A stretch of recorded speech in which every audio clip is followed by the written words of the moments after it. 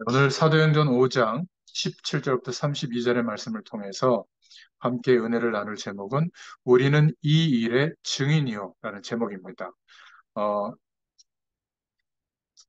승천하신 예수님의 약속을 붙잡고 마가 요한이 머물렀던 그 다락방에 모여서 하나님의 약속을 붙잡고 성령 충만을 두고 저녁 기도했을 때 한 10일 정도 지났을까요? 각 사람에게 성령께서 함께 하시는 축복이 나타나고 그 축복을 경험한 사람들은 완전히 바뀌어지게 됐죠. 그러면서 사도행전에 성령께서 역사하시는 일들이 이들에게 일어난 겁니다. 참 감사한 것은 지난 코로나 기간 동안에 창세기부터 요한계시록까지 복음을 중심으로 한번 이렇게 매주 성경을 한 권씩 정리를 해봤는데요. 이제 다른 곳에서는 마태복음을 한 장씩 읽어가면서 이제 인도받고 있고 또 여기서는 사도행전을 읽으면서 인도받고 있습니다. 어, 쉽게 말하면 예수님께서 직접 현장에서 당신이 그리스도인 것을 나타낸 것을 말씀하시고 사람들에게 보여주시고 제자들에게 부탁하신 그 일을 기록했던 복음서를 이제 읽어가고 있고 이제 그 약속을 붙잡고 성령으로 역사하시는 축복을 체험한 초대교회에 정말 성령께서 문을 여시고 인도하셨거든요. 그 기록이 사도행전부터 서신서에 나와 있잖아요. 그 사도행전을 또 저희가 여기에서는 이제 천천히 읽어보고 있습니다. 사실 우리의 인생도 하나님의 부르신 가운데 있는데, 제가 다른 분들은 몰라도 여러분들은 오래 보고 있잖아요. 그러니까 할 말이 분명히 있어요.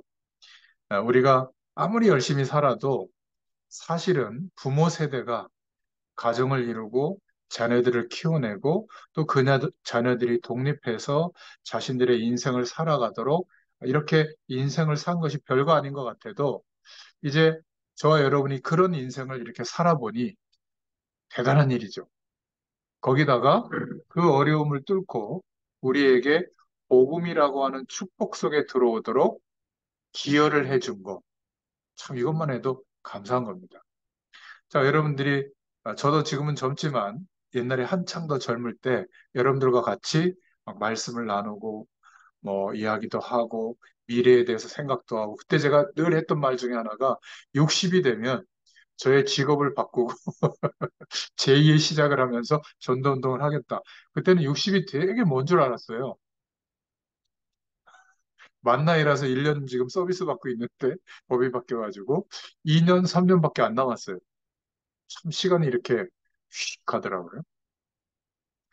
그러면 우리 인생을 돌이켜 봤을 때 뭐 세계복음화, 전도, 선교 이렇게 생각할 때 아무것도 아닌 것 같잖아요. 저는 한때 어떻게 생각했냐면 막 하나님의 문을 열고 막 역사에서 막 내가 만나는 이런 분들이 막 성공하고 막 또 막 갑자기 눈에 불꽃이 튀어가지고 막 전도하고 막 이래서 많은 사람들이 막 형성돼가지고 어떤 시스템을 만들어내서 막 으쌰으쌰 해가지고 세계복음 하는 줄 알았어요. 좀 그때 좀 열심히 막 그렇게 하려고 했죠. 근데 아무리 가도 사람들이 안 변해, 거의. 저를 포함해가지고. 그러다가 뭐 낙심도 되고 이렇게 하다가 어느 날 한 10, 12, 3년 전부터 저한테도 좀 믿음이 이렇게 생기기 시작하고, 하나님께서 약속하신 일은 하나님께서 이루신다는 거를 믿게 된 거예요. 저도 부끄럽지만. 그러니까 하나님이 우리보다 약간 부족하면 좀 능력 있는 사람, 뭐 경제력 있는 사람, 성공한 전문인들 이런 사람들이 막 힘을 합쳐서 하나님이 원하시는 일을 도우면 하나님이 막 기뻐한다고 생각했는데 그게 아니구나. 성경을 아무리 봐도 하나님께서 세계 복음화가 되도록 창세기부터 요한계시록까지 또 우리 시대의 역사의 시간을 지나서 하나님이 하고 계시는 거예요. 제가 이걸 믿고 나니까 그런 믿음이 생기고 나니까 막 그렇게 걱정할 일도 없고요. 또 더 중요한 것은 아무리 우리가 부족해도 우리를 통해서 약속하신 일을 하나님이 이루실 것을 믿게 되니까 하나님께서 어떻게 하실까? 정말 믿어진다면, 예를 들어서 우리 화집사님이 나를 통해서 하나님이 세계복음화 하실 것이다. 이게 하나님의 약속이고 하나님은 그 일을 이루실 것이다. 이게 약간이라도 믿어진다면 좀 우리 자신을 보게 되잖아요. 이 정도 수준 갖고는 안 될 텐데. 그렇지 않아요? 처음에는 막 노력할 겁니다. 아무리 노력해도 아마 이 경제활동도 해보고 산업 현장에서 부딪혀보지만 뭐 자동차 한 대 사듯이 요트를 막 6천억, 8천억 주고 사는 사람도 있잖아요. 적어도 그 정도 돼야 세계보고만 한다고 생각할 거예요. 사회생활 한 사람들은. 그러니까 그런 기준 속에서는 세계보고만은 뭐 아멘이긴 하지만 마음속으로는 근본적으로 믿을 수가 없는 거죠. 그래도 좀 지금보다 한 대여섯 배 정도 축복하시면 조금 헌신할까 이 정도 생각하지. 그런데 하나님께서 하신다는 게 믿어지면 바뀌어요. 내가 하고 있는 일상생활의 일과 만남을 통해서 하나님께서 역사하시면 그 작은 일들이 합쳐져서 세계복음화가 되는 겁니다.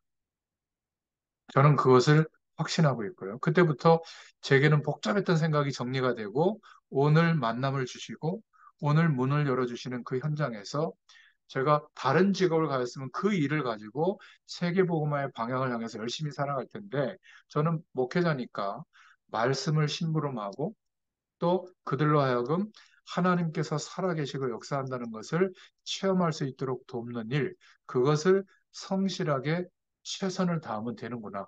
나머지는 세계복음화 일은 하나님이 하시는구나. 이게 믿어지게 된 겁니다. 그러니까 판단하고 해석하고 결정하는 일이 달라지더라고요.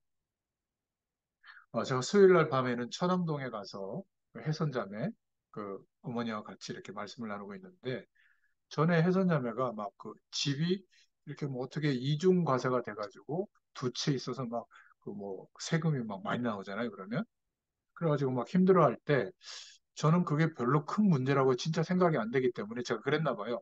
괜찮다고. 제가 늘 하는 말이 괜찮다고. 그러면서 막 영적인 거를 더 이렇게 생각 이랬나 봐요. 그때는 막 상처가 되더래요. 자기는 막 심각하게 막 두려움이 올 정도로 뭐 억대 단위야 막 세금이 나오니까 막 심각했지 않겠어요? 근데 이제 어쨌든 거기에서 말씀 운동을 하면서 하나님이 그 어, 세금 내는 문제를 해결을 해주셨어요.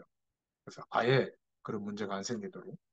그런 걸 보면서 막 은혜를 지금 아주 평생에 받을 은혜를 요즘 다 받고 있거든요. 아마 다시 만나보면 깜짝 놀랄 겁니다. 무슨 교회 전도사님인 것처럼 이렇게 바뀌어 있어요. 제가 막 가면 할렐루야 하고 막 제가 지금 말씀드리는 내용이 뭐냐면 우리는 자꾸 세상에서 경험하고 배운 대로 계산이 이렇게 되어져서 뭐 하나님의 일도 우리의 수준과 능력과 열심을 가지고 최선을 다했을 때 얻어진 결과를 가지고 좀 기여한다고 생각하거든요. 물론 맞아요. 그런데 하나님의 일은 하나님이 하신다는 게 믿어지면 다른 출발이 돼요. 그러면 성경 말씀이 우리에게 원하시는 것은 성공해라, 잘 되라, 막 많은 일을 할 수 있는 사람이 되라. 그것을 말하지 않고 이 당시에 배경이 로마라고 하는 대제국이 이스라엘을 정복하고 있잖아요. 식민지로. 그죠? 그러면 그 로마의 배경을 넘어설 수 있는 하나님의 말씀이 이들에게 실제가 돼야 되거든요. 그런데 그 길은 없어요. 아무리 노력해도. 그래서 하나님께서 직접 이들과 함께 하시겠다고 약속하신 겁니다. 거룩한 영, 성령으로. 만약에 하나님이 우리와 함께 하시는 축복이 경험되고 있다. 그럼 어떨까요? 진짜 문제될 거 없습니다. 부끄럽지만 저도 애 셋을 키우고 있고, 키운다기보다는 애들이 집사람이 키우겠지. 저는 정말 기여한 게 없는데, 근데 많은 일들이 있어요. 이렇게 인생을 살아보면. 근데 결국에는 하나님께서 하시더라고요. 이거를 보고 나니까 막 예전처럼 막 저도 막 아이들의 문제 생기고 막 이러면 막 몸무게가 막 80대 초반까지 빠지고 그랬거든요. 막 그걸 고민하다가 105kg에서 한번 생각해 보세요. 어, 그 정도로 많은 일들이 있잖아요, 우리 인생에. 근데 시간이 지나면서 하나님이 함께 하시는구나. 내가 그리스도를 깨닫고 믿고 있다는 것이 얼마나 큰 축복인가. 그리고 모든 인간들이, 사람들이 빠져나올 수 없는 근본적인 문제 가운데 있는데 거의 다 모르고 있거든요. 그 속에서 우리도 살아왔는데 해방됐구나. 그래서 오늘 서론의 내용이 뭐냐면 이 초대교회 성도들이 이 일의 증인이요. 이런 고백을 오늘 하고 있거든요. 아니, 그렇게 어마어마한 핍박과 유대사에서 추방되는 상황인데도 뭐 경찰들은 거의 못하죠. 있는 사람들이 전 재산을 내서 공동생활해야만 겨우겨우 하루를 연명하는 이런 사람들이 어떻게 나라 전체의 유력한 사람들이 막 대제사장과 유력한 사람들이 막 초대교회를 핍박하고 그리고 사도들을 막 옥에 가두고 안진뱅이를 일으킨 일 때문에 옥에 가두고 또 놓아주면서 다시는 그 이름을 말하지 말라고 했는데 사도들은 막 더 담대하게 막 사람들이 보는 앞에 서서 막 하나님이 함께 하시는 그리스도의 축복을 전달했단 말이에요. 그러니까 또 잡아와가지고 신문하는 겁니다. 오늘 장면이. 그런데 내가 사람에게 순종해야 되겠냐? 하나님께 순종하는 게 마땅하지 않겠냐? 이러면서 너희들이 십자가에 달아 죽인 그 예수를 우리 조상의 하나님이 살리시고 이스라엘에게 회개함과 죄 사함을 주시려고 그를 높이사 만왕의 왕이 되게 하셨다. 임금과 구주로 삼으셨는데 우리는 이 일의 증인이다. 하나님이 자기에게 순종하는 사람들에게 주신 성령도 그러하다. 이렇게 알아듣지 못하는 얘기를 막 하고 있는 겁니다. 오늘 그 장면이에요. 자, 그렇다면 우리가 사도행전을 이렇게 쭉 읽어가면서 이 말씀을 통해서 복음 가진 청년 전문인 산업인들에게 어떤 중요한 하나님의 음성을 허락하시는가? 이것을 우리가 오늘 생각해 봐야 되겠습니다. 분명히 청년의 시기, 청년은 뭐 결혼하기 전만 청년이 아니라 내가 늙었다 생각하기 전까지는 다 청년이에요. 저도 아직 늙었다는 생각이 안 드는데 여러 가지 몸에도 막 문제가 생기고 항상 이발하러 가면 염색하려 저고 뭐 그럴지라도 저는 청년이라고 생각하는데 복음 가진 청년 전문인 산업인들이 지금 살아가고 있는 삶 속에 아마 아직도 삶이 안정이 안 돼서 아직도 막 이렇게 하고 저렇게 하고 고민하는 사람들도 있고 또 어떤 사람들은 삶이 좀 안정이 되는 그런 시기에 들어와서 그 다음 단계에 고민을 하는 사람들도 있고요. 또 아주 뭐 20대, 10대 이럴 때 내가 막 세계 보고 막 이렇게 꿈꿨던 꿈들을 지금은 거의 다 잃어버리고 그냥 현실 속에서 그냥 이렇게 그 선교의 영은 우리 속에 있는데 전도의 영은 있는데 이것을 어떻게 구현할까 이런 막연한 숙제감을 갖고 있는 사람들도 많을 거예요. 그래서 오늘 말씀을 잘 들으시길 바랍니다. 첫 번째 우리에게 주시는 기도 제목이 뭐냐면 문제, 진짜 문제와 사실은 문제가 아닌데 문제라고 여기고 있는 문제가 아닌 것을 분별하라는 거예요.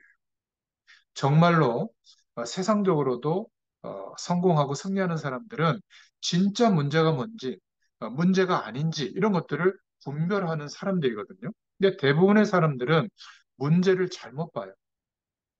문제가 아닌 것을 자꾸 문제로 보고 진짜 문제가 왔을 때는 몰라요.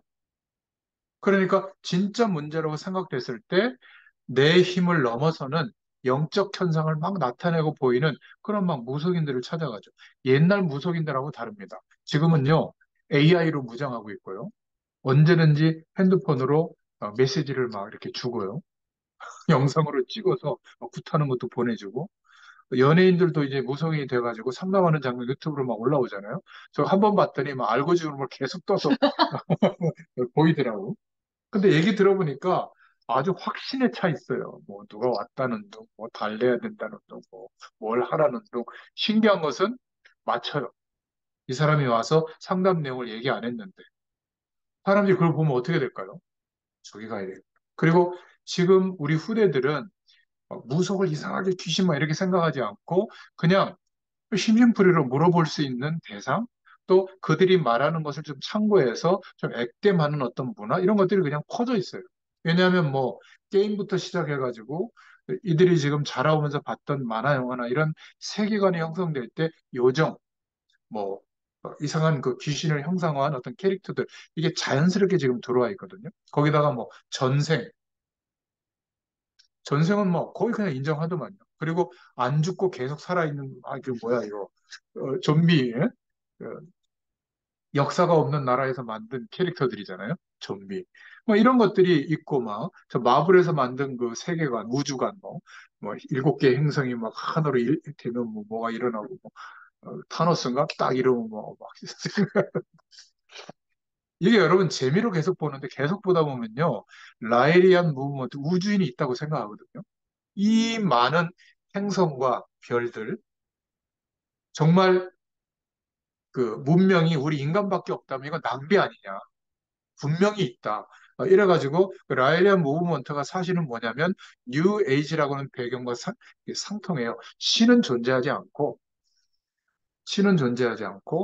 거기에서 모든 것을 해석하다 보니까 어마어마하게 앞선 문명이 와서 지구를 이렇게 개척했다. 이렇게 이제 믿도록 만드는 거거든요. 그러니까 문제와 문제가 아닌 것을 분별할 수가 없는 거예요. 돈이 없다. 이건 불편한 것이지. 진짜 문제는 뭐냐면 이거예요. 내가 누구지? 무엇을 위해서 어떻게 살아야지? 결혼하기 전에도 이 생각을 했을 거예요. 그런데 결혼하고 아이를 낳고 키우는데 아이들과 남편과 아내와 이 속에서 또 생각하거든요.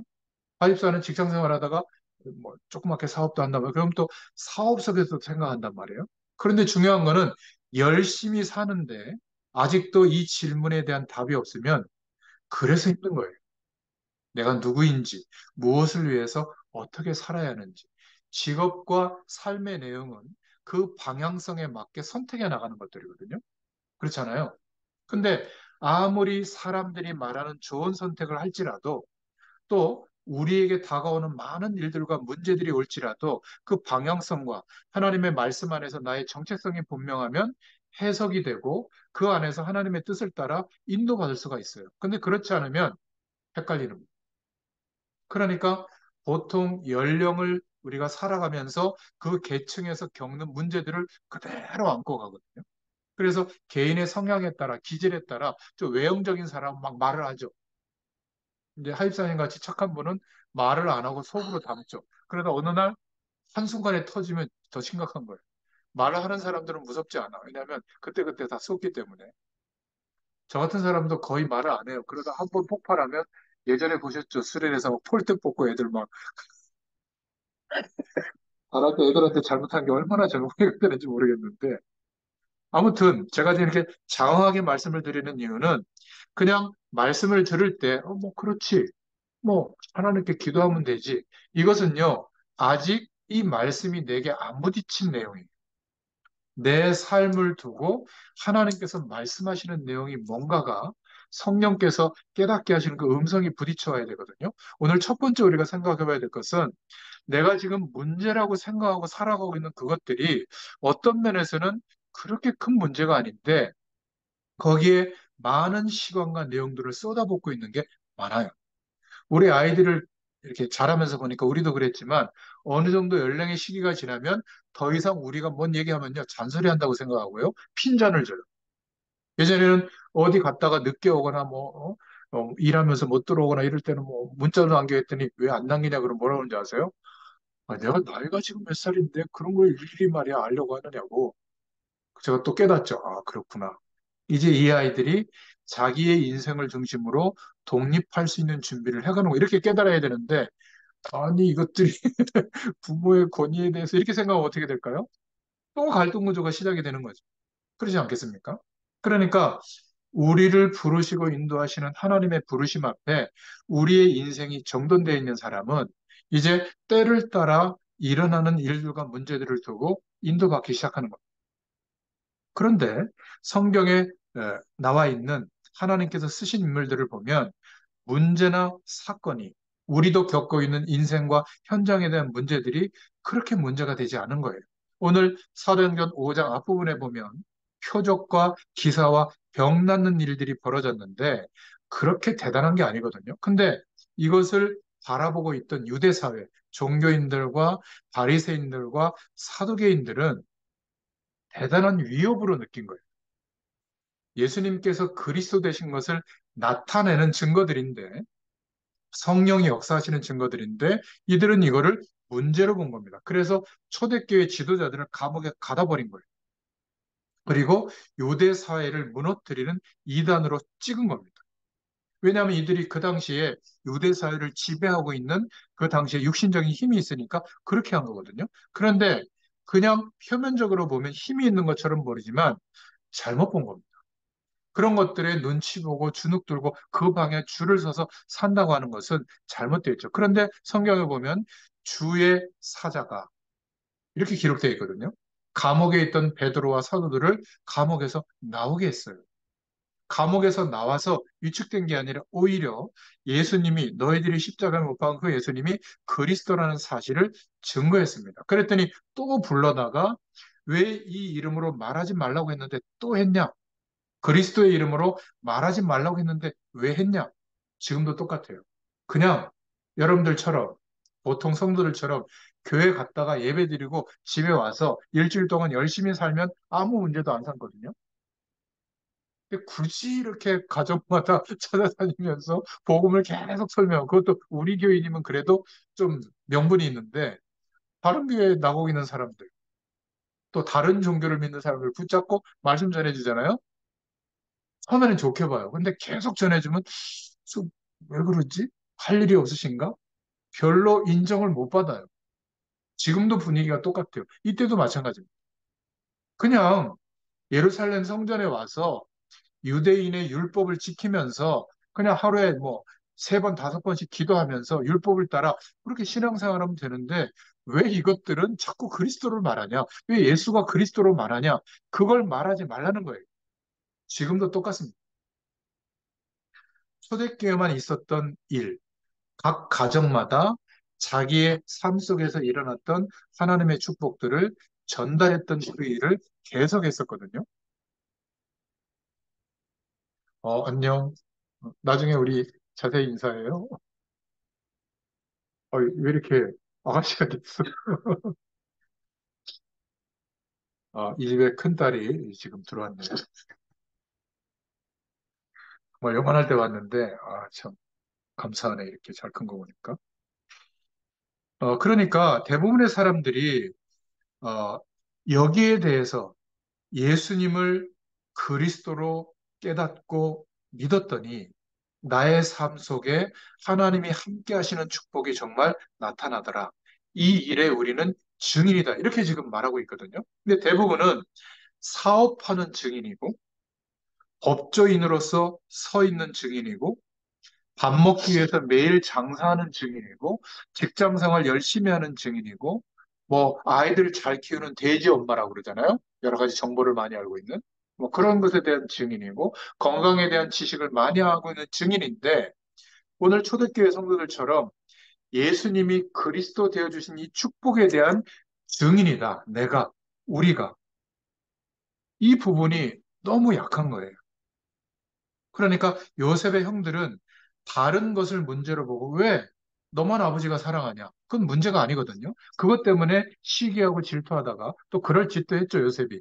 이 옷 없지? 아버지가 나만 사줬어? 이러고 노는 거 막 이런 것도 갖다 이르고 이러니까 얼마나 미웠던지 죽이려고 한 거예요, 정말. 그런데 유다라는 형이 죽을 필요가 있겠습니까? 저 노예 상인이 지나가는데 아예 팔아버리시다. 그리고 죽었다고 아버지한테 얘기합시다. 그럴 정도로 막 미워했거든요. 그래 실제는 그게 문제가 아닌데. 그렇잖아요. 그러니까 우리가 조금 예수 믿는 티를 내거나 하나님께 영광 돌리는 선택을 했을 때 세상이 아유 박수 쳐주지 않아요.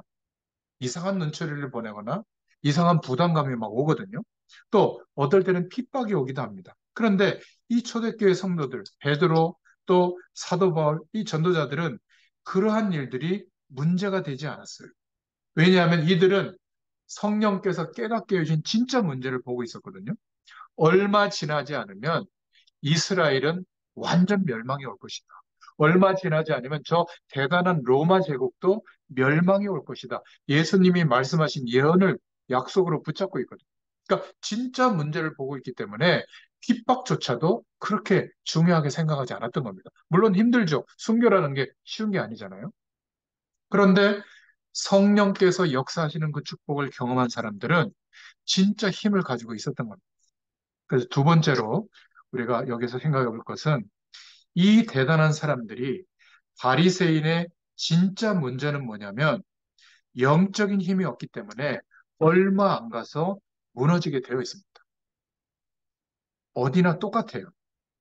우리가 문제가 진짜 무엇인지를 보고 영적인 힘을 얻어야 될 줄로 믿습니다.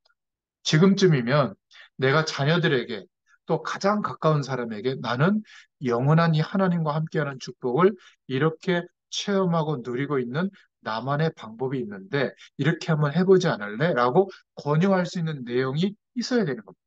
그게 없으면 헷갈릴 거예요. 그게 없으면 문제와 사건을 따라 내 삶이 막 휘말려 들어갈 겁니다. 배후에 역사하는 사단이 속이고 있는데 뭐 이길 수도 없고 그냥 대책 없이 거기에 막 뭐라 그럴까요? 막 휩싸이게 될 겁니다. 그래서 진짜 문제는 무엇인지 모르고 있기 때문에 바리새인들의 그 막 대단한 일들이 부러운 게 아니에요. 그런데 진짜 중요한 답을 가지고 있는 사람은 우리에게 이런 일 저런 일이 그렇게 큰 문제가 아니에요. 오히려 하나님을 바라보게 되거든요. 진짜 문제는 우리 힘으로 해결할 때는 예수 믿는 우리는 하나님을 바라보잖아요. 불신자들은 어떻게 할까요? 술을 먹거나 보따리 싸가지고 한 달 잠자거나 그런 거 아니겠어요, 그죠? 아니면 뭐 다른 사람을 만나거나 이게 대안이지만 우리는 하나님을 믿는 사람이니까 정말 힘들고 어려운 상황 앞에서는 기도하게 돼 있어요. 하나님 바라보게 돼 있거든요.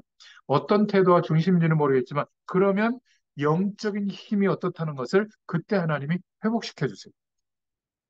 제가 그래서 이 집에서 말씀 운동을 시작할 때가 왔구나. 그때 약간의 그 분위기와 정서는 100% 동의가 안 됐지만 제가 못을 박은 거예요. 지나고 말 겁니다. 이게 얼마나 중요한 시작인지. 우리 자녀들이요, 이 집에서 복음을 이렇게 좀 전하고 누리는 이게 별거 아닌데, 말씀 운동을 시작하고 있잖아요. 이 파장이 돼요. 제가 집에서 이렇게 줌을 켜고 말씀을 전할 때가 있거든요. 그럼 애들이 이렇게 제가 전하면 이렇게 와서 앉아 있잖아요. 저희 집사람. 근데 제가 말씀 전하고 있는 이 분위기가 집안에 그대로 전달이 돼요. 흑암 세력이 꺾입니다. 그리고 보이게 보이지 않게 하나님을 바라보는 중심으로 하나님이 바꾸시더라고요. 아마 그런 축복들이 이 말씀을 듣는 저와 여러분들에게 우리의 환경에 일어나게 될 줄로 믿습니다. 진짜 문제는 따로 있다. 멸망이 임하고 있는 겁니다. 초대교회가 이거를 본 거거든요. 그러니까 이스라엘의 미래가 더 큰 문제인데 예수님이 십자가를 지시고 이제 골고다로 가는데 여인들이 따라오면서 막 울었어요. 예수님의 그 모습을 보면서. 그때 예수님께서 그 여인들을 돌아보시면서 중요한 말씀을 남기셨죠. 나를 위해서 너희들이 울지 말고 너희 자녀를 위해서 울어라. 이렇게 말씀하셨거든요. 못 알아들었죠. 그때는. 왜냐하면 이스라엘의 멸망을 두고 가장 중요한 사실을 전달해라. 그 말인데 못 알아들은 겁니다. 우리 자녀들이 아마 이 큰애는 10년 안에 독립할 수도 있어요. 빠르면. 그러니까 나의 인생관과 세계관 밖에서 자기의 인생관과 세계관을 가지고 이제 인도받을 텐데 이 아이가 스스로 하나님의 인도를 받을 수 있는 규모가 없다면 가장 중요한 거를 못 도와준 거예요. 그거는 시행착오를 겪더라도 그 규모가 형성될 수 있도록 나부터 우리 부모부터 이 방향을 찾으면 아이들은 금방 따라합니다. 이게 가장 중요한 것 같아요. 우리 딸아이도 외국에, 저 프랑스에 뚝 떨어져 있잖아요. 뭘 하는지 어떻게 알겠어요?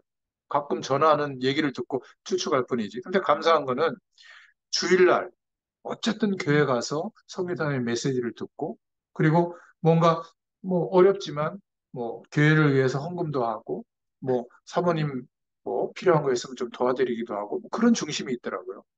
참 감사했어요. 뭐 비자 같은 것도 이렇게 지금 뭐 3개월 지나서 왔다가 또 학교 알아보고 또 비자를 말해야 되는데 그 3개월 동안 여기 있는 것보다 거기서 일하는 게 자기는 좋다고 또 가서 인도받고 있는데 뭐 고생하는 얘기는 안 하더라고요. 근데 얼마나 고생하겠습니까? 안 봐도 뻔하죠. 연고지가 있지 않는 곳에 자기가 가서 뚫은 건데. 근데 저는 믿고 있는 거는 뭐냐면 그 아이가 6살, 7살 때 제가 데리고 기간은 명확하지 않은데 한 달 좀 넘게 유럽을 돌았거든요. 그때 너 누구야? 아빠 딸 아니야. 누구야? 하나님 자녀. 또 누구야? 세계복음화 일꾼. 이게 아이 속에 들어갔던 것 같아. 그러니까 잊어버렸다가도 자기 인생 하나님을 이렇게 끌고 가시는 것 같아. 아니, 거기를 어떻게 혼자 가겠습니까? 그리고 한국은 싫어하는 마음을 또 하나님이 줘가지고, 그러니까 또 해외를 가지 않겠어요. 제가 지금 제 자녀 얘기를 그냥 하는 게 사실은 아이들에게 미안한데, 이 말씀을 듣는 많은 부모들이 자녀에 대해서 너무 고민하지 마세요. 이미 예수 생명이 있다면 하나님께서 자녀를 인도하고 있는데 문제는 영적인 힘이 이 자녀가 있냐 없냐예요. 공부요? 필요하면 합니다. 좋은 사람 만나는 거 필요하면 하나님이 엮어줘요. 더 중요한 거는 지금 이 아이들이 성장하면서 우리도 마찬가지지만 스스로 하나님이 함께 하시는데 이 축복을 어떻게 아이가 체험하고 누리고 있을까? 그게 맞다 틀리다가 말고 그 아이에게 가장 맞도록 하나님이 지금 인도하고 있거든요. 이런 부분에 대해서 관심을 가져줘요. 참 중요합니다. 진짜 문제를 본 사람들은 다 승리했죠. 그래서 두 번째로, 큰 두 번째로, 우리는 이 일의 증인이라고 했는데, 우리는 초대교회 성도들처럼 어떤 힘을 가져야 할지 한번 생각해 보시기 바랍니다. 무슨 증인이 되어야 될까? 그 증인이 됐다고 하는 것은 하나님 주신 그 진짜 본질적인 힘을 갖고 있는 것이거든요. 가정에서, 직장에서, 교회에서, 산업 현장에서 사회생활을 우리가 하고 있는데 무엇에 대한 증인이 되어야 될 것인가? 막 저처럼 막 넥타이 메고 옆 사람한테 막 예수 믿어라 막 설교해야 될 것인가? 그거는 복음을 잘못 깨달은 거예요. 나는 성실하게 일을 하는데 다른 사람이 볼 때 목적이 자기와 같지 않다는 것을 깨닫는 거예요. 여러분 저를 만나봐서 알지만 제가 일반 목회자, 목회를 하는 목회자와 조금 색깔이 다르지 않나요? 아마 옛날보다 더 그런 색깔과 거리가 있을 거예요. 왜냐하면 제게는 그런 동기가 정말 없어요. 내려놨기 때문에. 왜냐하면 하나님이 제게 주신 인생의 방향에 조금 방해가 될 것 같더라고요. 저도 인간인지라 제가 만약 목회를 시작하면 일단 이 두 분부터 우리 교회 성도로 만들려고 하지 않겠어요? 그러니까 복음을 전하기보다는 제 그 다음 목적을 전하는 게 전달이 되는 거예요. 이게 굉장히 위험한 거거든요. 여러분들도 마찬가지입니다. 인생을 사는 목적이 하나님의 부르심 때문이라고 하지만 내가 사는 이유가 먼저잖아요. 그러면 하나님과 항상 평행선상으로 가는 거지 하나로 가지 않아요. 그러니까 갈등 구조를 하나님이 일으켜 주시는 거거든요. 이 초대교회 성도들은 인생의 방향이 예수님께서 말씀하시는 그 방향과 맞춰지게 된 겁니다. 왜냐하면 이때 환경이 그랬어요. 순교할 수밖에 없는 환경으로 하나님이 몰아갔단 말이죠. 그러니까 하나님이 열어주신 그 길로만 가야 길이 열리니까 순종하고 갈 수밖에 없었던 거죠. 어떤 면에서 우리가 살아가는데 좀 편안하다, 환경이. 좀 이렇게 다른 사람보다 여유가 있다. 이때가 더 위태로운 거예요, 영적으로는. 한번 생각해 보세요. 가장 뭔가 불안하고 미래가 준비가 안 됐을 때 그때가 더 막 영적으로 심령이 가난해지고 말이죠. 뭔가 이런 복음의 메시지가 막 와서 감겼는데 뭔가 좀 이렇게 이제는 그런 거 다 아는데 그거보다도 좀 획기적인 변화나 획기적인 응답을 기대하고 말씀을 듣는 적이 없습니까? 그렇다면 저는요 정말 실망해야 돼요. 거의 매일 비슷하거든요. 30년 가까이. 근데 시간이 갈수록 저는 더 확신을 갖게 해주셨어요. 여러분, 내가 하나님의 자녀가 맞는데 무엇의 증인이 돼야 되는가? 적어도 이 세 가지 사실에 대해서는 맞다. 설명할 수 있는 증인이 될 수 있기를 바랍니다. 이 땅의 모든 사람에게는 세 가지 중요하게 필요한 것이 있는데 아무리 성공해도 아무리 훌륭해도 아무리 경제적 여력이 많아도 하나님 떠나서 출생했기 때문에 운명과 같이 인생의 문제들이 들이닥쳐요. 색깔은 좀 다르지만 물 떠난 물고기처럼 반드시 재앙이 들이닥칩니다. 하나님 떠나서 살면 그래요. 한번 생각해 보세요. 부모님이 막 재벌이에요. 그래서 재벌의 재산을 이어받았고 거기다가 대통령의 부인하고 결혼했어요. 그리고 대통령의 비자금이 투자돼가지고 재계 5위인가 6위였는데 막 3위권까지 뛰어오르도록 막 법도 바꿔가지고 막 지원했어요. 제가 이름은 거론하지 않겠습니다.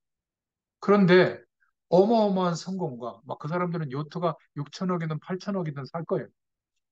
재산이 얼마인지도 그몇 사람이 계산해야 될 정도예요. 근데 대통령이 딸이라고 할지라도 자녀를 둘인가 셋 낳았을지라도 뭐 마음에 안 들면 또 새로운 여자를 만나나 봐요. 사진 봤는데 예쁘더라고요. 뭐 그럴만 하겠더라고요.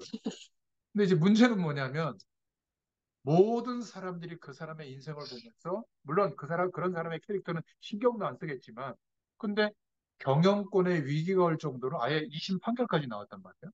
근데 그럴 줄 몰랐죠. 뭐 그 권력과 경제의 힘이 대단하니까 정관계 인사들을 로비에서 딱 잡고 있으니까 그럴 줄 몰랐는데 이런 일이 벌어진 겁니다. 아마 또 여러 가지 방법을 동원해서 만회하겠죠. 그러나 과연 그 인생이 스스로 괜찮겠습니까? 참 부럽지 않더라고요. 제가 극단적인 비유를 해서 미안하지만 많은 사람들이 그렇게 열심히 최선을 다하고 있는데 운명처럼 들이닥치는 어떤 사람에게는 그냥 술 한 잔 먹고 지나가는 문제인데 그 문제 때문에 완전히 끝장이 나잖아요. 김호중 같은 사람 봐요. 막, 막 조폭 그늘에 있다가 빠져나와서 어렵게 막 성악 공부해가지고 또 그거 떠나서 막 그 오디션 거쳐가지고 이제 뭐 한번 노래해주면 5천만 원 받는 그런 위치까지 올라갔는데 기획사도 차려주고 술 먹을 수 있죠. 술 먹고 운전할 수 있죠. 그러면 잘못했습니다 하고 벌금 내면 될 거 아니에요. 그것도 머리 쓰느라고 뭐 했다가 기획사도 없어지고 빚도 떠안고 말이죠. 아마 제가 볼 때는 끝난 것 같아요, 인생. 그러니까 그런 문제가 들이닥칠 누가 알았겠습니까? 이 땅의 모든 사람에게는 반드시 들이닥치는 문제. 그거를 영적인 문제라. 이런 문제가 있다는 것을 우리는 확인한 증인으로 서야 될 줄로 믿습니다. 이게 이 답이 없다면 교회 뭐 하러 다니겠어요? 그냥 영적인 쇼핑을 하러 가는 거죠. 대형마트에 휙 둘러보고 좋은 물건 사고 오듯이 내가 좀 한 주일 동안 힘들었으니까 교회 가서 그것도 좀 훌륭한 목사님이면 좋죠. 훌륭한 목사님의 설교를 듣고 막 사부 성가대 악기가 동원되는 것을 막 우아하게 찬양하고 또 수준 있는 사람끼리 이렇게 교제하고 그리고 영적으로 힘을 얻어갖고 또 하루 일주일을 편하게 사는 그게 이제 대형 교회 분위기거든요. 뭐, 물론 그런 큰 교회들이 하는 역할도 있지만, 그러나 그 속에서 오늘 말씀의 주인공들처럼 내가 이 일의 증인이다. 어떤 일이에요? 반드시 인간에게는 하나님 떠나서 출발한 인생에게는 이런 운명처럼 들이닥치는 재앙의 문제, 영적 문제가 닥친다. 이게 자녀 문제일 수도 있고 부모 문제일 수도 있고 건강의 문제를 가지고 역사할 수도 있고요. 또는 경제 문제가 들이닥치기도 하고 또 어떤 사람에게는 자기가 원하지 않았지만 영적인 질병이 와서 시달리는 또 문제도 있거든요. 너무너무 많아요. 근데 그게 문제가 아니고 영적 문제가 되는 게 문제거든요. 내 힘으로 해결할 수 없는 하나가 더 있습니다. 뭐냐면 무언가 이렇게 열심히 사는 인간을 붙잡고 있는 거예요. 영적 문제가 심각하지만 인간을 붙잡고 완전히 죽이고 멸망하는 길로 끌고 가는 존재가 있는 거예요. 이것을 보통 사람들은 안 보여야 정상이거든요. 근데 영적인 질환이 있는 사람은 어릴 때부터 이 귀신과 영적 세력을 보는 거예요. 그것도 저기 서양 귀신은 턱시도 입고 나타나고요. 우리 한국 귀신은 소복 입고 머리 풀어헤치고 나타나고, 저 미국 귀신은 펌프킨 형태로 나타나고, 그게 뭐죠? 두려움을 느끼는 영적 존재의 문화적 배경을 가지고 속이는 거죠. 근데 시달리는 거 막 보이니까. 어떻게 해요? 그 보이는 문제를 막 두려워하다가 나중에는 아예 친구처럼 그냥 동일하게 이렇게 자기 의지를 내주고 살아가는. 그러다가는 완전히 장악되면 무속인 같이 그런 길을 갈 수밖에 없는 거죠. 그래서 아직 무속인은 아니지만 영매 같은 노력을 하는, 역할하는 사람이 많아요. 막 이렇게 쪽집게처럼 맞히는 사람 있죠. 혹시 이런 일 있지 않았어? 근데 또 맞고요. 또 뭐 똑같은 꿈을 예지몽이라 하죠. 막 꿨는데 또 시간 지나가니까 그런 일이 막 벌어지고 이렇게 신기라고 하잖아요. 그런 뭔가 이렇게 인간의 한계를 벗어난 듯한 그런 일들을 겪는 사람들이 있는데 그게 전부 안 보이는 이 귀신의 세력들이 역사하는 거거든요. 근데 마치 대단한 능력이 있는 것처럼 속여요. 대통령도 만들고 기업의 문화도 바꾸고 그들의 말을 들었더니 그리고 저기 유럽 같은 데서는 뉴 에이지 사상, 신적 세계관은 없고, 그거는 기독교인들이 만들어낸 세계관이기 때문에 인간이 우주와 만날 수 있는 어마어마한 에너지와 능력이 있기 때문에 내 안에 내면을 개발해내면 신적 능력이 나타난다. 그래서 명상이 파고들고 있는 거거든요. 근데 그 명상을 통해서 사실은 귀신의 세력이 주는 에너지와 귀신의 세력이 주는 지혜인데, 지혜라는 표현이 안 맞죠. 아이디어인데, 그걸 가지고 세계를 변화시키는 것들을 만들어내고 있잖아요. 아니, 어떻게 그 어마어마한 그 옛날 트랜지스터를 연결해가지고 그 대단했던 거를 요만한 노트북 안에 다 집어넣어요. 핸드폰 안에 다 집어넣고, 이제는 인공지능까지 만들어서 인간이 딥러닝을 해서 그 예측하는 것까지 만들어서 이제 작용하는, 이제 컴퓨터도 그렇게 바뀐대잖아요, 다. 뭐 이번에 애플에서 나왔다는데, 또 막 다 바뀌겠죠, 뭐. 그러니까 아무리 발전해도 인간의 삶은 좀 편리해지는데 작업할 내용들은 많아지는 것을 백사람이 하는 걸 혼자도 할 수 있는데 문제는 영적인 문제를 해결하지. 그래, 이런 소리 많이 들어봤죠. 아유, 죽겠다. 우리 부모님 세대보다 지금 우리 세대가 더 죽겠다고 그러고 자녀들 보세요. 얼마나 좋은 조건 속의 사람이다. 근데 아이들이요, 심각합니다. 오히려 내가 누구지? 무엇을 위해서 어떻게, 이걸 모르니까 어떻게 사냐면 하루하루 그냥 살아. 너무 안타까워요. 뭐 애국심 이런 것도 없고요. 애사심 없고 뭐 우리 교회 이런 의식도 없어요. 그냥 내가 좋으면 좋고 안 좋으면 안 좋은 거. 부모도 그렇고 사랑하는 사람들 자녀를 낳겠습니까? 못 낳을 거야. 그게 지금 유럽과 앞선 선진국이라는 곳에 형성된 어떤 인생관들이 있잖아요. 물론 좋은 점도 있어요. 인간에 대한 어떤 집중력을 발휘해서 예전보다 더 나은 것들을 많이 만들어내고 그런 문화를 즐기는 거는 좋은데 허무합니다. 인간은 영적 존재이기 때문에 하나님과 함께하는 그 은혜가 뭔지를 경험하게 될 때 안식이 오거든요. 만족이라는 게 와요. 안 그러면요, 허무한 것을 채우기 위해서 노력할 뿐이에요. 거의 예측을 해보면 애인을 만들거나 이 정도 이제 뭐 이렇게 삶의 시간이 오면 아니면 특별한 어떤 뭐 그 스포츠에 집착하거나 아니면 뭐 저처럼 낚시를 좋아하거나 아니면 뭐 자동차를 좋아해서 뭐 여러 대를 막 아니면 그 어디야 그 경주장 거기 가서도 해보거나 뭐 아니면 뭐 전원 생활을 동경해가지고 뭐 농사를 뭐 한 며칠씩 짓고 오거나 왜냐하면 이대로는 못 살거든요.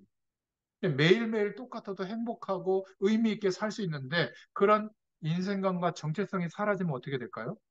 뭔가로 메꿔야 되는 거예요. 그러니까 내가 열심히 사는 것은 생존을 위해서 사는 거고 내가 누구인지 무엇을 위해서 어떻게 살아야 될지에 대해서는 못하니까 애들 다 독립하고 그때 하려고 하거든요. 황혼이혼이 어마어마하게 늘고 있죠. 그러면 이혼하면 자기 인생을 찾을 수 있을까요? 그렇잖아요. 여러분, 그래서 우리가 지금 말씀을 나누고 있는 이 내용들이 모든 사람들에게 들이닥치고 있는 문제거든요. 자기도 모르는데, 여러분, 사람을 일부러 죽인다. 이게 보통 사람은 불가능하거든요. 무언가에 붙잡혀 있을 때 가능하고. 아니, 어쩌다가 뭐 도박할 수 있죠. 근데 계속 노름을 중심으로 산다. 뭐, 황홀하다고 하니까 마약 한번 할 수도 있는데, 마약에 붙들려서 산다. 영적으로 뭔가 잡혀 있는 거예요. 너무 일 중심으로 산다. 그것도 잡혀 있는 거거든요. 그러니까 성경은 세상 사람들은 모르지만, 그래서 이런저런 표현을 하지만, 성경은 사단이라고 표현하고 있는 거예요.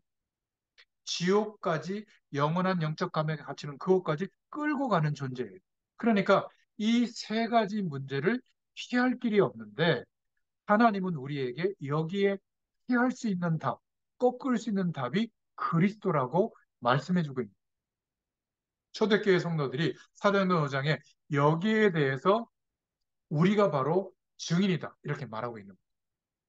유대인들은 왜 이 복음을 못 깨달았을까요? 하나님이 그렇게 말씀하시고 기적을 베풀어 주는데도 유대인들은 그리스도가 필요하다는 것을 몰랐어요. 왜냐하면 유대인들은 영적 문제 자체도 몰랐고요. 자기들이 만들어 놓은 율법을 지키는 행위들, 규례, 절차, 법도 이런 거를 열심히 지키면 복이 온다고 생각했거든요. 그러니까 하나님께서 유대인들을 선택해서 땅끝까지 이 복음이 증거되어지도록 오실 메시아의 약속을 증거하도록 한 그 방향에 한 번도 방향 맞춘 적이 없어요. 그래서 이스라엘의 역사는 비극이에요. 날마다 전쟁, 날마다 막 나라가 없어지고 포로로 끌려가고 그 내용이에요. 여러분, 우리도 똑같아요. 내가 누구이며 무엇을 해서 어떻게 살아야 될지가 보고만 해서 확정이 되지 않으면 그렇게 열심히 사는데 인생은 고통이에요. 이거는 목회자도 그렇고 장로도 그렇고 집사, 권사, 안수집사, 청년, 후대들 다 마찬가지예요. 그 결론이 내려지면 인생의 문제가 없어지는 게 아니라 똑같이 있거든요. 근데 그 문제가 더 이상 나를 흔들지 못해요. 여러분 저를 만나보면 제가 인격이 훌륭한 것 같이 보이잖아요. 그렇다고 해주세요. 저희 집사람과 저희 애들은 절대 그렇게 생각 안 해요. 왜냐하면 저희 진문명을 알고 있거든요. 근데 이런 인격을 가진 제가 하나님의 말씀을 심부름하는 일을 30년 동안 하고 있을 수 있다는 것은 제 인격으로는 불가능해요. 하나님이 이 속에서 은혜를 주신데 특별한 제가 노력을 한 게 아니라 다른 것은 제가 잘 모르지만 지금 말씀드린 모든 사람들에게 와 있고 들이닥치는 이 문제에 대해서 답이 그리스도라고 하는 축복을 저는 확인했거든요. 저도 이 일의 증인으로 서 있는 겁니다. 그러니까 유대인들은 자신들의 노력을 의지했지 한 번도 하나님께서 선지자들을 순교의 피를 흘려가면서 보냈는데도 안 믿은 거예요. 참 신기하죠.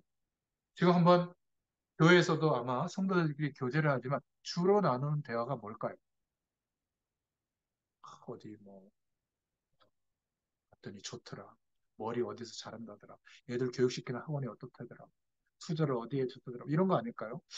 내가 요즘에 이런저런 문제 속에서 조금 하나님 바라보다가 임마누엘이라는 걸 알게 됐는데 혹시 집사님은 어떻게 체험하고 있어요? 제가 이런 얘기 식당 같은 데 이렇게 교회에서 보면 한 얘기 들어본 적이 없어요. 누가 연봉이 얼마를 뭐 무슨 차를 타고 다니는데 제가 길을 이렇게 몇 번 이렇게 했다니까는 누구는 뭐 공부를 잘해서 어느 대학에 갔대. 세상하고 똑같지 않아요? 그렇지 않습니까? 난 이런 힘든 문제를 꺼내놨을 때, 아, 그렇구나. 기도할게. 근데 한번 생각해 보자. 이게 진짜 문제라면 하나님이 역사할 거 아니겠어요? 이런 대화가 되는데 오히려 동조해요. 헤어져. 그 직장 때려쳐. 그 옮겨와. 맞아요. 문제로 보면. 근데 그 문제가 나와 함께 하시는 하나님이 함께하는 이 축복을 훼손할 수 있냐 그 말이에요. 없어요. 그러면 용서 못할 게 없고 내가 사과 못할 게 없고 또 기다려주고 용납하고 사랑해주지 못할 게 없는 거예요. 문제는 이 답이 없으면 어떻게 될까요? 받은 대로 행해줘야죠. 그것도 착한 사람은 참았다가 내가 오래오래 참았다가 그래도 안 되면 이제는 되새김질해서 다 쏟아야 되는 거지. 똑같은 거죠, 뭐. 직선적으로 하나. 여러분 오늘 말씀 한번 잘 들어보세요. 무엇에 대한 증인인가? 우리가 해결할 수 있는 그 문제를 해결하신 답이 내게는 있다. 여러분 이 축복을 어떻게 알려줄까를 고민하면요. 어떤 일이 벌어지냐면요. 정말 이 고민을 하는 애통하는 마음을 가진 사람들을 하나님이 만나게 하십니다. 그래서 무엇의 증인인가? 부활하셔서 지금 만왕의 왕으로 지금 우리의 구주로 지금도 역사하고 계신다. 세상의 임금을 말하는 게 아니잖아요. 저와 여러분의 집안을 끝까지 무너뜨리려고 하는 사단을 깨뜨리신 임금이시다. 우리에게 진짜 힘을 주시는 구주시다. 여기에 대한 증인이다, 우리가. 하나님이 우리를 이렇게 세우시는 거예요. 하나님이 포기하시겠습니까? 포기 안 하세요. 무엇에 대한 증인인가? 우리에게 진짜 힘을 주시는 구주시다. 여기에 대한 증인으로 저희들을 부르신 줄로 믿습니다. 나는 잘 안 된다. 진짜 문제가 뭔지를 봐야 돼요. 이 영적인 축복을 한 번만이라도 제대로 체험했다면 평생 흔들리지 않거든요. 그리고 하루 중에 가장 중요한 이 축복을 누리려고 해요. 이거는 구하면 주시는데 그렇잖아요. 하나님 앞에 대단한 지극정성을 기울여 주시는 게 아니더라고요. 구하면 주세요. 여러분 이 축복을 구할 수 있기를 바랍니다. 나름대로 그 축복을 누릴 수 있는 은혜가 회복될 수 있기를 바랍니다. 문제는 따로 있다. 모든 인간에게 세상에 들이닥치는 이 문제는 절대로 복음의 능력이 아니면 해결이 안 되는구나. 이 문제를 볼 수 있다면 우리는 여기에서 해방된 그리스도의 증인으로 서게 될 줄로 믿습니다. 자, 그렇다면 이 사실을 우리가 진짜 믿게 됐을 때, 세 번째로 우리에게 어떤 일이 일어날까요? 초대교회처럼 같은 일이 일어나요. 성령의 역사하심이 나타나게 되어 있는 겁니다. 주격이 내가 아니에요. 성령의 역사하심이 나타나도록 하나님께서 역사하는 거예요. 이 힘이 우리에게 필요한 겁니다. 이거는 세상 사람들이 노력해서 얻는 결과와 차원이 완전히 다른 거예요. 신비주의 하는 사람들이 막 뭔가를 하나님께 막 몰두했더니 뭔가 대단한 막 이런 막 에너지와 능력이 온다. 그거하고도 다른 거예요.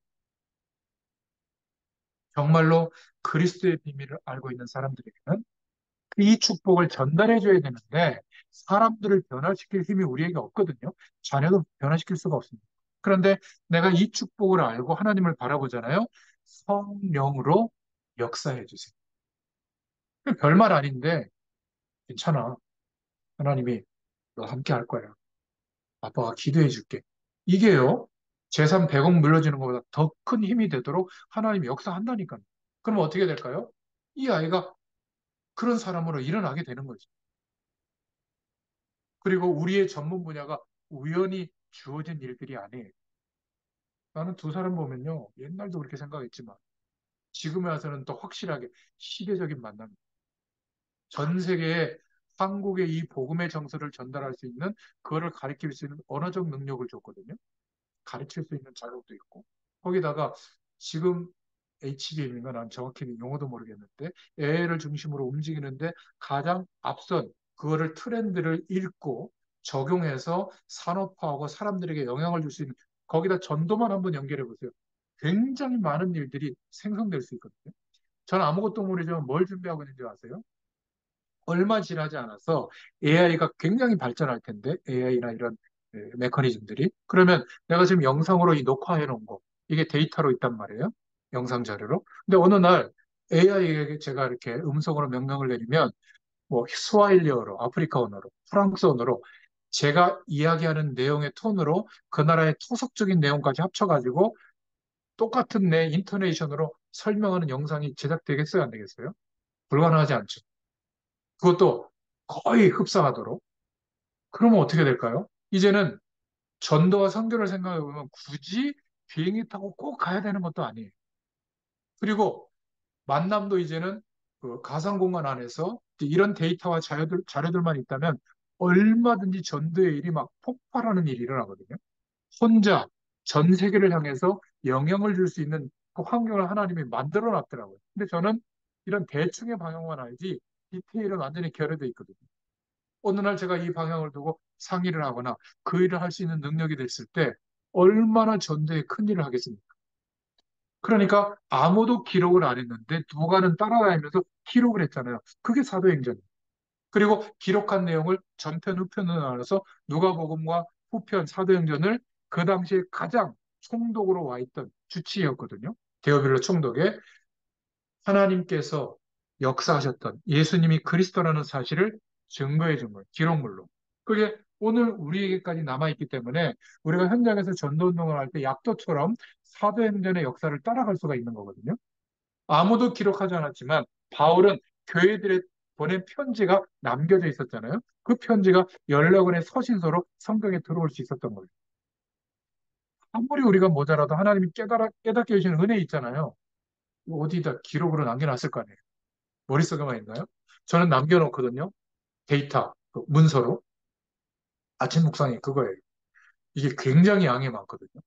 어느 날 이 내용을 토대로 여러 가지 전도를 두고 해야 될 일들이 있겠죠. 근데 문제는 우리 시대에 막 농경 시대가 아닌데 거의 다 마음속에 남아있고 머릿속에만 있고 잊어버려요. 오늘부터 남겨놓으시기 바랍니다. 이렇게 기록에 넣으면 하나도 안 남아요. 어떻게 하면 되죠? 사진이라도 찍어서 올려놓으세요. 어딘가에다. 그러면 요즘은 그 사진을 텍스트 문서로 바꿔주는 AI도 그런 작업을 하더라고요. 얼마나 좋습니까? 저는 막 손가락에 신경 통할 정도로 막 이렇게 누르다 보니까 참 감사한 것은 전도를 생각하다 보니까 어떻게 세계복음을 할 수 있을까? 근데 하나님이 우리가 안 믿고 있는데 세계복음할 환경을 만들어 놨어요. 얘기했잖아요. 아프리카 갔더니 저 들판에 마사이가 그 목축 몰고 가면서 핸드폰 하고 있더라니까. 가까이 가서 보니까. 그것도 10,000원짜리, 20,000원짜리 그 쿠폰 끊어가지고 잠깐 1시간, 2시간 하는 거예요. 그러면서 검색하고 있어요, 정보를. 근데 만약 앞으로 정말 좀 이렇게 공익재단 이런 것들이 세워져 가지고 그런 아프리카 나라에 선교적인 어떤 역할을 하는 나라에 어떤 그 적에도 인공위성을 띄워가지고 거기에서 전파를 수신할 수 있도록 하고 요즘 그 중고 핸드폰 많잖아요. 그런 거 무더기로 사가지고 그냥 현장마다 나눠져 가지고 영상 앞에 이렇게 쓸 수 있으면 얼마나 좋겠습니까? 그때는 말 타고 가서 했잖아요. 이 시대는. 그죠? 배 타고 가서 하고. 이제는 그러지 않아도 될 어마어마한 미디어 환경 하나님이 갖춰놓은 거예요. 이거를 돈으로만 자꾸 생각하지 말고 전도와 선교를 놓고 볼 때 우리 시대에 주님 재림할 수도 있겠다. 그럼 다 놓고 가야 돼요. 천국에. 그러니까 목표를 우리 시대에 주님 재림하시는 것을 목표로 땅끝까지 이 복음을 전하려면 어떻게 해야 될까 고민해 보잖아요. 굉장히 많은 길들이 나와요. 지난 시간하고 다르게 오늘 굉장히 길게 얘기하고 있습니다. 흥분돼가지고 이 두 분 만났다. 성령이 역사하시면 별건 아닌데 이런 길들이 보이게 될 줄로 믿습니다. 그래서 이 시대에 아무도 경험하지 못했던 19절에 주의 사자가 밤에 나타나서 옥문을 열고 옥문이 열려서 사도들이 나와서 또 이 일의 증인으로 서게 되는 겁니다. 진짜 하나님의 증거를 가지고 있으면 하나님께서는 성령으로 역사하시고 지금도 주의 사자들을 보내십니다. 그럼 어떤 일이 벌어질까요? 후닥거리 하듯이 쫓지 않아도 우리에게 형성되어져 있고 속였던 흑암 세력은 무너지게 될 줄로 믿습니다. 그때 일어나는 일, 하나님이 우리 현장에 남겨놓으신 사람들이 거짓말처럼 만나지는. 제가 막 이런 고민을 하고 있을 때 지금으로부터 대략 27, 8년 전인가? 어느 날 누가 새신자 카드를 냈는데 우리 교회에 없던 인물. 그 동생 어느 학교 나왔죠? 중앙대 성악가가 보이는 거예요. 기적 같은 일이 일어났어, 이게. 옛날에. 그래가지고, 원래는 제가 뭐 교구사역도 안 하니까 신방 따라가는 게 아닌데 제가 하겠다고 해서 목사님 갈 때 신방을 가서 시작된 게 그때, 강장로님 만나고, 결혼 안 했을 때 그 만나고 또 그러고 있는데 어느 날 대구에 있는 뭐 어떤 그 권사님이 또 뭐 하더니 뭐 이런 괜찮은 애들 있다고 만나주라고 딸부터 해가지고 그래가지고 또 만났잖아요. 저는 이 걸음이 절대 우연이 아니라 흑암 세력이 무너지고 나니까 하나님이 남겨놓으신 자들을 만나게 하셨단 말이에요. 그 만났을 때 제가 다른 목적으로 그 만남을 훼손했으면 하나님의 역사들을 볼 수가 없겠죠. 저는요, 이 30년, 20년 이런 시간이 한 며칠 만에 다 지나간 것 같아요. 똑같은 시간이 저는 거의 반복이 되거든요. 근데 벌써 여름이잖아요. 제 영상 보면 사계절이 거의 비슷해. 한 옷을, 한 넥타이를 거의 메고, 어떤 분이 그러더라고. 하나님 대단하십니다. 어떻게 그 많은 메시지를 한 번에 그렇게 다 영상으로 찍냐고. 가르마도 똑같고. 근데 어떻게 하다 보니까 그렇게 됐어요. 코로나가 끝났잖아요. 4, 5년 동안. 그때 찍은 영상이 벌써 800개가 넘어. 참, 하나님이 하시는 일이다. 흑암 세력이 무너지면 매일매일의 삶을 그냥 살고 있을 뿐인데 하나님이 역사하시는 축복을 보게 돼요. 안 보려고 해도 하나님이 역사해 주십니다. 이 힘을 가지고 있어요. 그게 신자예요. 하나님 자녀. 여러분, 문제를 똑바로 봐야 됩니다. 문제가 아닌 것을 문제 삼으면 해결도 안 될 뿐더러 하나님이 지금 중요한 축복의 문을 열어놓고 문제를 허락하셨는데 그걸 안 보이는 거예요. 그러니까 막 갈등만 하고 있는 거죠. 사람들이 왜 나를 이렇게 무시하는지 모르겠다. 아무리 해도 노력해도 해결이 안 됩니다. 나는 잘하고 있는데 왜 나한테 이러느냐? 그 원망은 해결할 시점이 되지 못하는 겁니다. 문제를 잘못 본 거죠. 제가 적어놓은 대로 그대로 읽고 있는 겁니다. 우리 부모님은 나한테 왜 그러는가? 아니에요. 문제를 잘못 본 겁니다. 내 남편은, 내 아내는 나한테 왜 이럴까? 문제를 잘못 보면 영원히 해결이 안 돼요. 왜냐? 문제가 진짜 아닌데, 진짜 문제는 따로 있는데, 하나님이 내게 이 영적인 힘을 주시려고 하는데, 그래서 허락한 문제인데, 문제라고만 생각하면 시작이 안 되는 겁니다. 왜 너희들이 예수를 증거하지 말라고 했는데 증거했느냐? 이 바리새인들은 증거되어져서 사람들에게 퍼지는 것을 문제라고 본 거거든요. 그러니까 이 땅에는 예수님이 그리스도라는 사실을 증거하는 게 문제라고 보는 사람들이 가득 차 있거든요. 돈 아무리 벌면 뭐합니까? 자기가 쓰지도 못하고 유산 남기고 죽으면 그 유산 내지도 못해가지고 그냥 몇십억을 내잖아요. 삼성과 사람들을 보면. 뭐 하여튼 돈은 막 어마어마하게 쓰겠죠. 근데 결코 저는 부럽진 않더라고요. 여러분 하나님과 함께하는 축복을 체험해 보면 그리스도의 증인으로 그리스도가 지금 우리에게 오셨는데 성령으로 함께 계시는 것에 증인으로 서게 될 줄로 믿습니다. 이걸 가지고 가세요. 그러니까 다른 사람이 볼 때는 일하는 산업인인데 몰라요, 이 사람들이. 근데 겪어보니까 뭔가 있어요. 또 뭔가 저 사람이 믿는 뭐 하나님이라는 존재가 뭔가 함께하는 것 같아요. 부인할 수 없는 하나님이 함께하는 축복이 나타나게 될 줄로 믿습니다.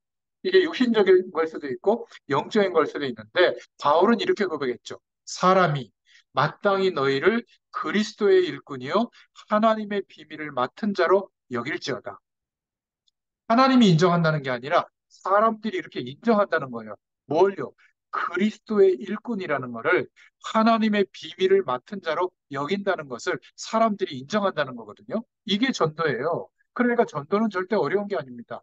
내게 이 힘과 증거가 있다면 하나님께서 역사하시는 거예요.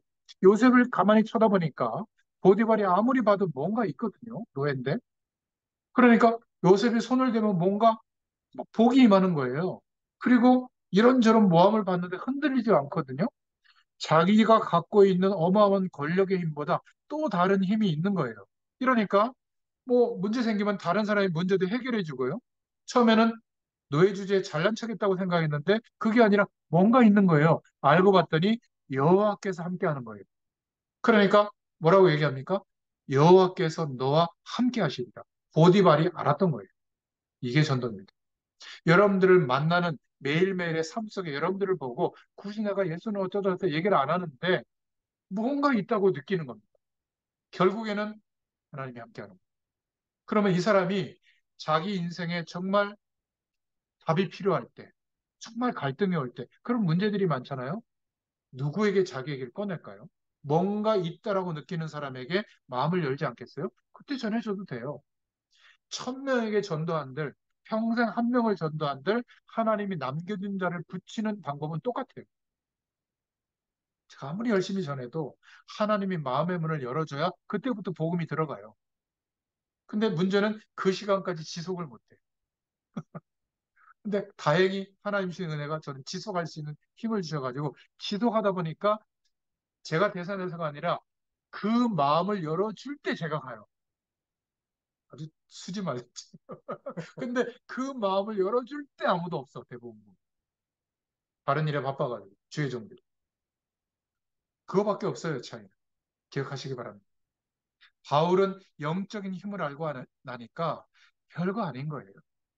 많은 일들이 있었지만 지식도 자기의 배경도 내려놓을 수밖에 없는 겁니다. 오히려 그것을 의지하면 할수록 하나님의 능력이 나타나는데 조금 이렇게 방해가 되니까 세상적인 기능과 전문성과 능력이 필요 없다는 게 아니라 하나님이 함께하는 축복 속에서 인도받다 보니까 필요하면 선택하는 도구들인 거예요. 내 인생의 목적이 아니라. 여러분 이 힘을 가지고 가야 될 줄로 믿습니다. 내가 많이 늦었냐? 아니에요. 지금부터라도 똑같이 가능해요. 그래서 참 억울하기도 하고 어떤 면에서 감사하기도 한데 포도원 일꾼의 비유를 생각해 보세요. 예수님이 막 열심히 하는 사람들이 으쓱으쓱하고 열심히 못하는 사람들이 주눅 들어 있을 때 뭐라고 얘기했냐면 아침에 나와서 일한 포도원의 일꾼의 품삯이나 저녁에 어슬렁거리다 나와서 일꾼의 품삯이 같대요. 그러니까 첫 번째 품삯 받은 사람이 대들지 않겠어요? 왜 이러냐? 그랬더니 예수님이 뭐라고 얘기한 줄 아세요? 천국이 와 같으니라. 하나님이 우리와 함께 하시는 이 축복은 오늘 시작하나 30년에 시작하고 있거나 질량이 같아요. 하나님이 인도하시고. 감사하죠. 절대 늦지 않았어요. 지금부터도 가능하다. 그래서 오늘의 결론은 내 개인의 문제를 통해서 하나님이 주시는 힘을 가질 수 있기를 바랍니다. 이 힘을 가지면 날마다 성령께 주시는 힘을 따라 인도받게 돼요. 여러분이 가기도 전에 그의 사자들을 우리의 현장에 파송하시고 역사하시는 것을 보게 됩니다. 이 힘이 필요 없다면 왜 굳이 교회 가겠어요? 그냥 쉬지, 주말에, 그죠? 그래서 바울은 말하기를 내가 최고의 축복을 받았다. 전에 갖고 있던 로마 시민권 어마어마한 자기의 배경을 내려놨는데 그것 말고 내가 지금 그리스도와 함께 최고의 축복을 가지고 있다. 결국 바울을 통해서 그 시대 모든 사람들이 추구했던 그 문화가 아니라 주님과 함께하는 문화로 바뀌어지게 돼서 순교의 시간이 왔는데도 순종할 만큼 다른 인생과 다른 방향으로 인도받게 된 겁니다. 저와 여러분이 얼마나 큰 축복을 받은 사람인지를 알아야 돼요. 하나님 편에서 봤을 때는 양보할 수가 없는 겁니다. 이 정도 복음이 전달된 사람이 별로 없어요. 미안하지만. 하나님이 볼 때는 너무나 희소성이 있는 거예요. 목사들 중에 이렇게 한결같이 현장에 가서 잘하든 못하든 계속 전하는 목회자가 별로 없기 때문에 희소성이 있어서 하나님 저를 축복한다는 걸 알고 있거든요. 제가 예전에 몰랐을 때는 막 제가 대단하다고 생각했는데 그때마다 많은 문제와 어려움들이 있더라고요. 나중에 지나서 보니까 희소성이 있어요. 좀 과격하게 말하면 거의 아무도 이렇게 안 해요. 목회를 하기 위해서 하지. 그게 나쁘다는 게 아니라 여러분도 마찬가지입니다. 여러분의 직업 속에서 열심히 일해서 성공하고 가정의 안정을 추구하고 내 꿈을 이루기 위해 사는 사람들은 거의 다 반대. 이 일의 증인으로서 살아가기 위해서 선택한 직업.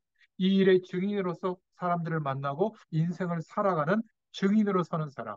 이 사람을 하나님이 찾으시는 줄로 믿습니다. 그러면 하나님이 똑같이 이 힘을 주실 줄로 믿습니다. 이 축복이 있기를 예수님의 이름으로 축원드립니다. 기도하겠습니다. 하나님 감사합니다.